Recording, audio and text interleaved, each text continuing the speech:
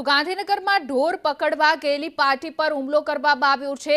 હાલ જે સમાચાર પ્રાપ્ત થઈ રહ્યા છે, ગાંધીનગરમાં ઢોર પકડવા ગયેલી પાર્ટી પર હુમલો કરવામાં આવ્યો છે। રખડતા ઢોર સામે કવાયત હાથ ધરવામાં આવી છે। વાવોલમાં ઢોર પકડવા ગયેલ પાર્ટી પર હુમલો કરાયો છે।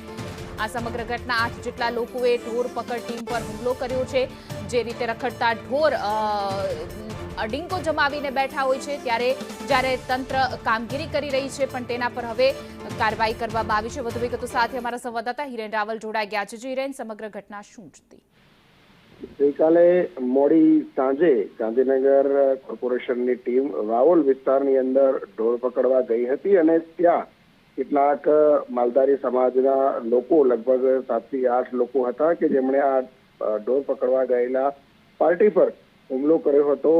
કહેવું છે કે જે ઢોર રખડે છે એ જગ્યાએ પકડવાના બદલે અન્ય જગ્યાએ પકડવા માટે આવ્યા હતા, એ પ્રકારે કહી અને હુમલો કર્યો હતો। જેમાં ગોપાલ રબારી, મોતી, જીગો, સંજય, ભરત, વિષ્ણુ અને એમ 7 થી 8 લોકોએ હાથમાં લાકડીઓ લઈ અને ઢોર પાર્ટીમાં રહેલા SRPના જવાનો જે છે એમની સામે હુમલો કર્યો હતો। જો કે હજી સુધી આ અંગેની ફરિયાદ કોઈ નોંધાઈ નથી।